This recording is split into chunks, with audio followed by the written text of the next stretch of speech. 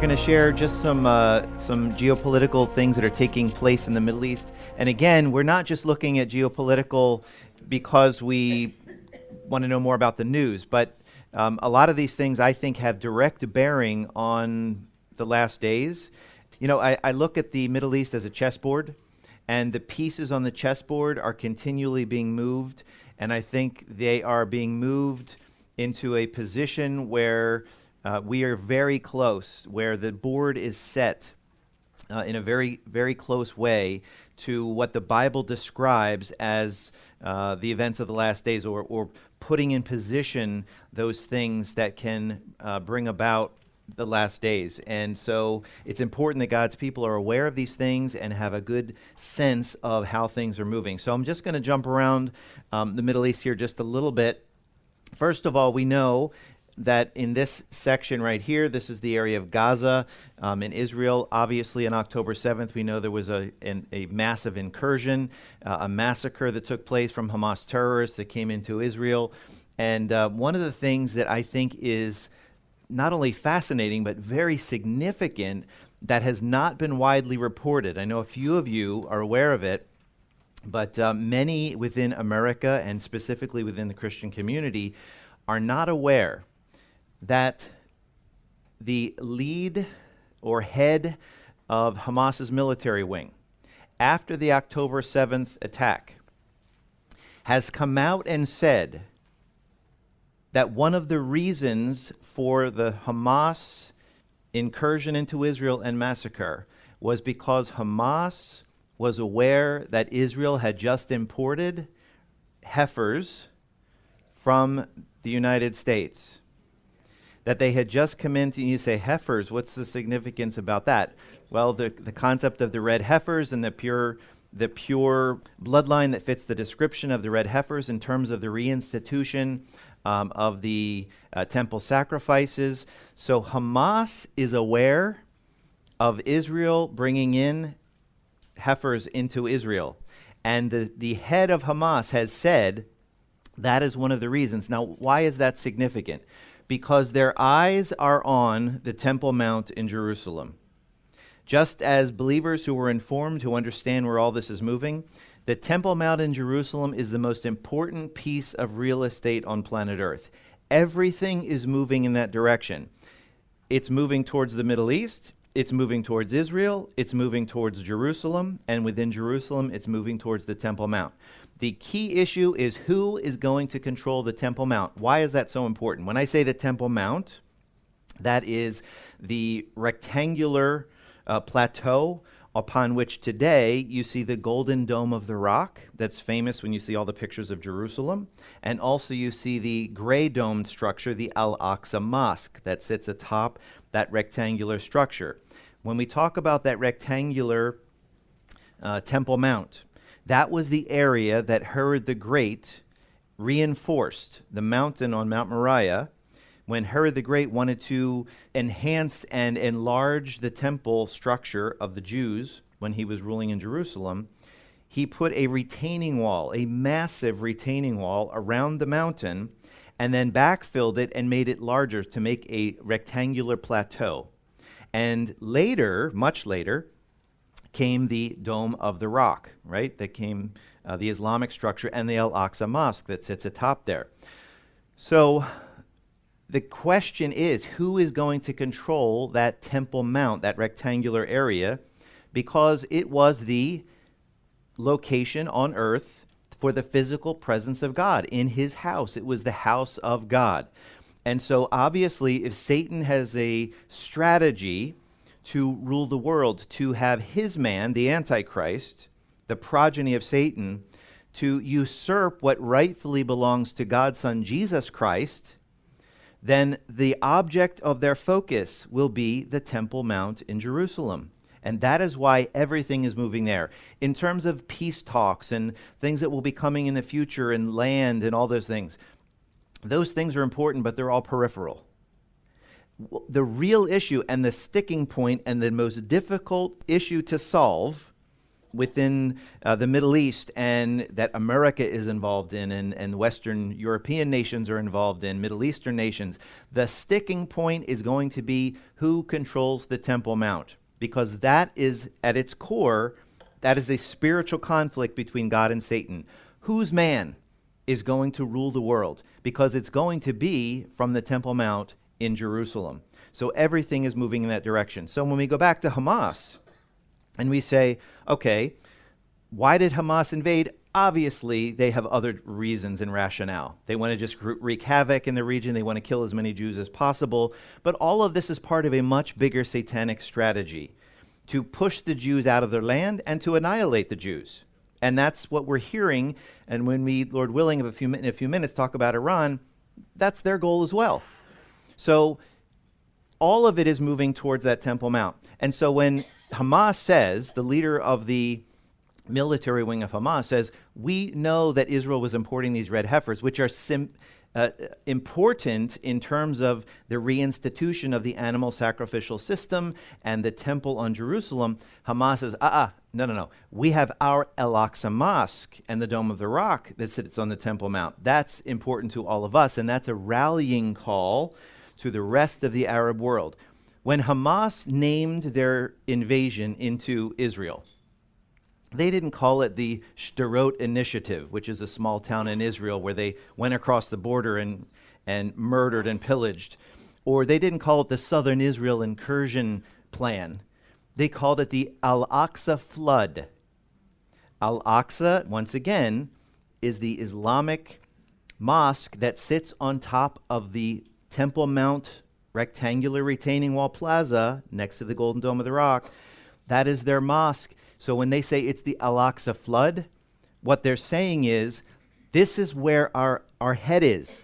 We want Jerusalem. We're not interested in all of the rest of Israel. That's just side stuff. What we really want, what our real objective is controlling Jerusalem and retaking it, pushing the Jews out, and creating an Islamic caliphate centered in Jerusalem. So their focus is that mosque that sits on top of that Temple Mount in Jerusalem. That's why they called their incursion the Al-Aqsa flood. And when they say flood, what do they mean? They don't mean water. Flood of people. And what they're saying is it's a rallying call to the other Islamic nations of the world to say, are you with us? Because we want to charge Jerusalem, take back what we think is ours, and recapture it and push the Jews out. Are you with us, Islamic Muslims from the rest of the Arab world? So when they say Al-Aqsa flood, that's what they have in mind.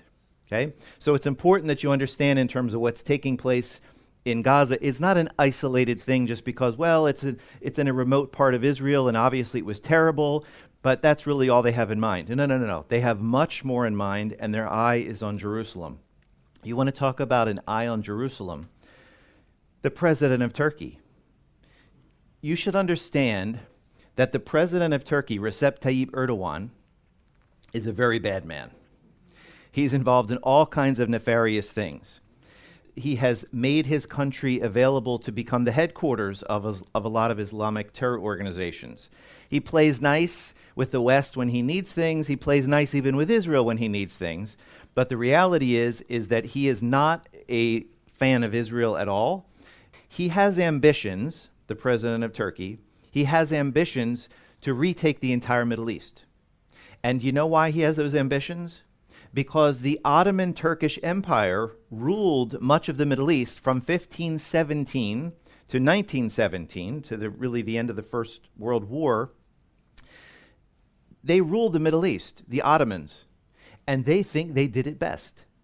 They think their Islamic Caliphate, where they controlled much of the Middle East, including Israel, Jerusalem, and all the way down to the holy cities within Islam of Mecca and Medina, the Ottomans controlled it. They think they ruled it best, and they want to reestablish the greatness of the Ottoman Turkish Empire.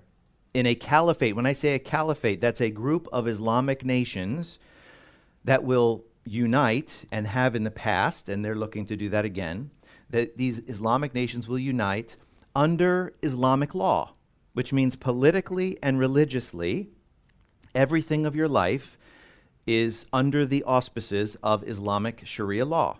So they want to reestablish that and bring back the former greatness of their Ottoman Empire. And the president of Turkey, he sees himself as the ruler of all of it, the sultan or the Khalifa of an Islamic caliphate of nations.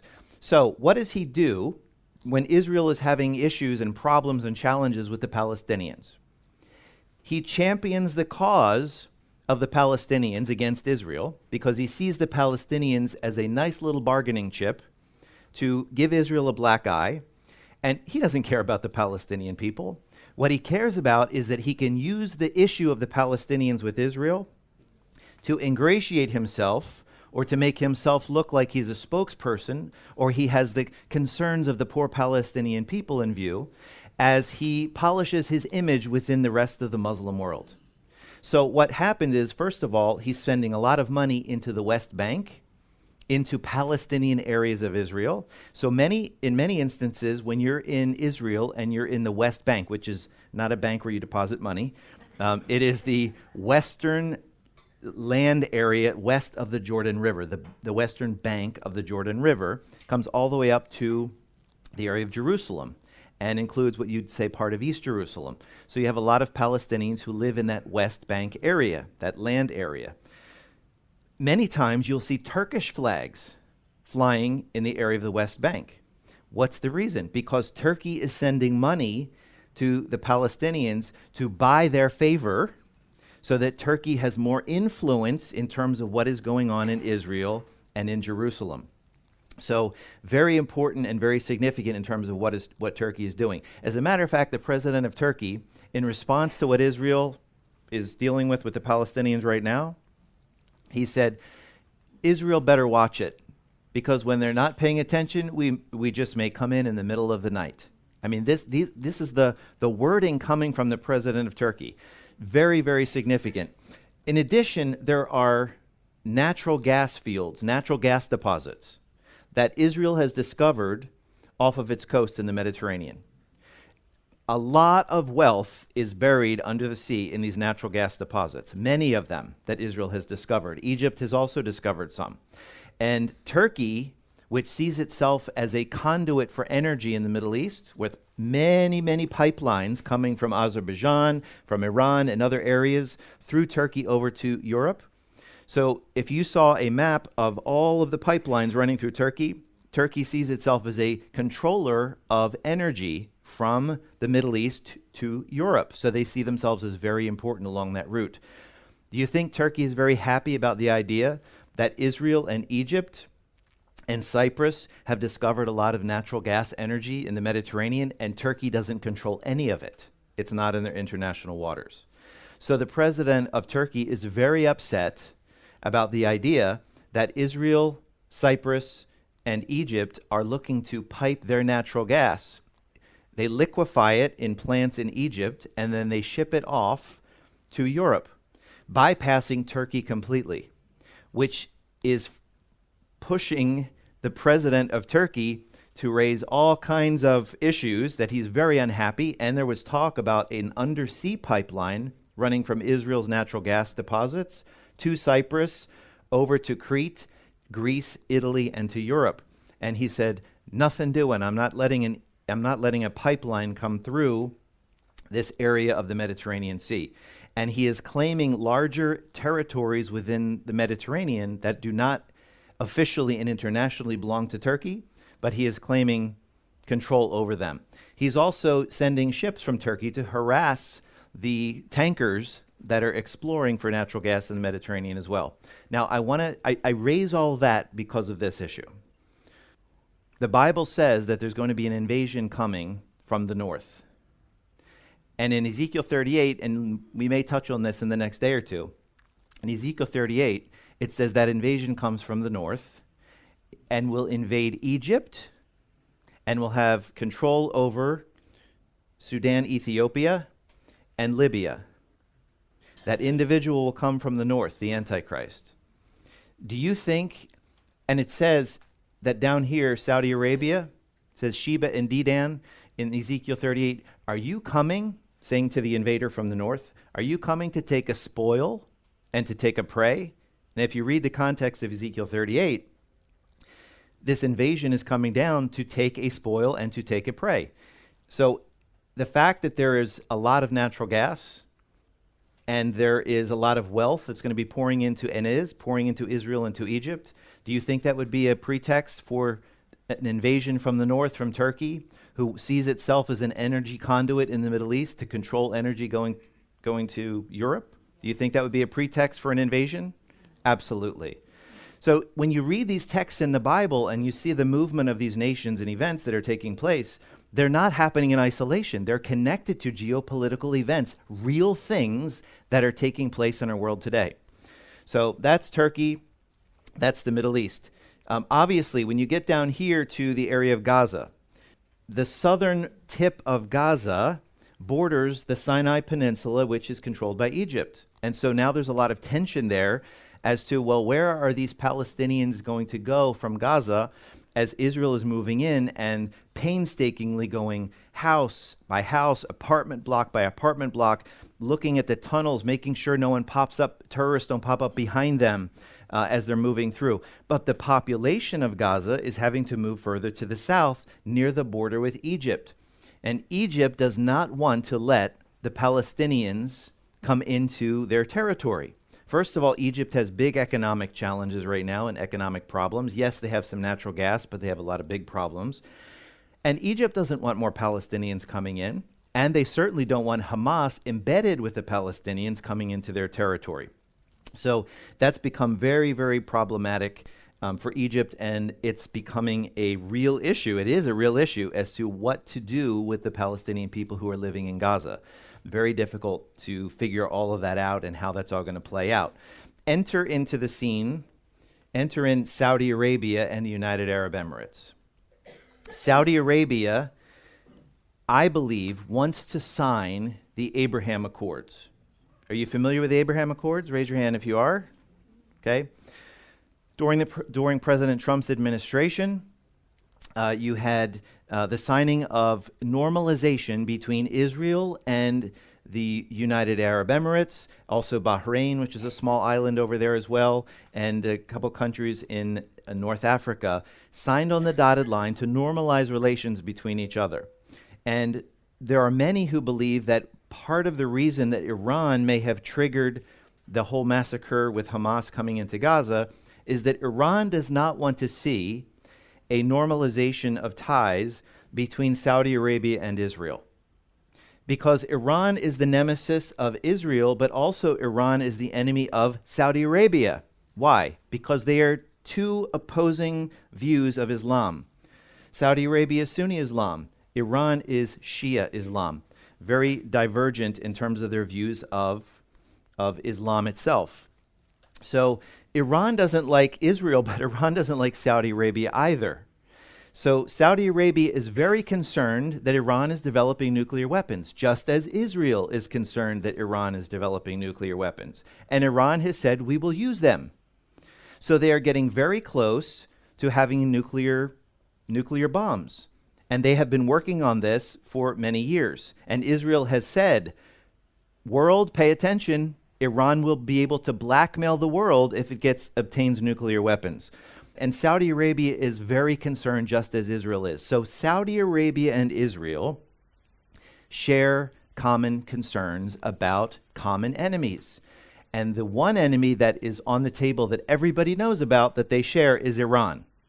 But they also have another enemy, and behind the scenes, they both know it, even though they may not say it vocally, and that is Turkey. Both Iran and Turkey are interested in reestablishing the greatness of their former empires. Iran as, historically, Persia, right? Turks as the Ottoman Turks. Both have an interest in establishing an Islamic Caliphate in the Middle East. Both see Israel and Saudi Arabia as standing in the way. So there is a concern among Israel and Saudi Arabia for those two parties, Iran and Turkey. So it makes sense for Israel and Saudi Arabia to unite, to normalize relations. What will that do? That will allow them to work openly militarily. It will allow them to work openly economically, tourism, So one of the reasons that's what's so fascinating is it's very possible, and I have been there, some of you I think have been with us, to the area of Neom, in this area of northwestern Saudi Arabia. In this location, it is quite possible that that is the actual site of Mount Sinai, not at the tip of the Sinai Peninsula. People disagree, scholars debate, but I think from what I have seen, the evidence is very strong that Mount Sinai is actually in northwestern Saudi Arabia. If that's the case, can you imagine how many Jewish people would be fascinated and thrilled at the opportunity to have the freedom to travel, to see the original Mount Sinai and see the evidence that I have seen that is there in that location? Tourism would go through the roof between Israel and Saudi Arabia. Do you think Saudis, where they have the two most holy cities in all of Islam, Mecca and Medina, do you think they would have an interest in going to the third most holy city within Islam, which is Jerusalem? Absolutely they would. So tourism, economics, military, there are so many reasons, and I'll give you one more and we must close here. Just before October 7th and the massacre, there was a big announcement that was made and almost nobody talked about it. And that is, there was a trade route that was announced between India, from India through the Persian Gulf to the United Arab Emirates in Dubai, through Saudi Arabia, through Jordan, to Israel, and from Israel to Europe. Now, this is a huge development because if that trade route develops the way it was announced, it will be a huge economic boom to all of the nations in that corridor. And it will be a direct competitor to China's Belt and Road Initiative and overland and sea routes running from China through Iran to Turkey to Europe. A direct economic competitor worth hundreds of billions of dollars. So Saudi Arabia has every reason to want to sign on the dotted line with Israel. And I would suggest to you that Saudi Arabia is even more interested in signing the accord than Israel is having Saudi Arabia sign the accord. Because of the security, because of the economics, because of tourism, and because they share common enemies. So that just gives you a little bit of an overview of some of the things that are taking place in the Middle East. All of it, I think, is moving us. If Saudi Arabia and Israel sign a normalization agreement, other nations in this region will also, I believe, sign on as well. But the two nations for sure, at least in the initial context, that I do not think will sign is Turkey and Iran. Why? First of all, they share a common enemy in Israel and Saudi Arabia. But listen to the name of the accord, the Abraham Accord. The name Abraham appeals to two groups of people: Jews, Father Abraham, and the Arabs. Abraham is their common forefather, right? Abraham, Isaac, Jacob for the Jews, Abraham, Ishmael for the Arabs. So both of them get that warm, fuzzy feeling when they think about the Abraham Accords. After all, we're half brothers. All these years, why don't we work together and get along? But you know who's not part of that warm, fuzzy feeling with Father Abraham? The Iranians and the Turks. No interest in that whatsoever. So important to hear why things are named the way they are and what the geopolitical ramifications are of some of those things.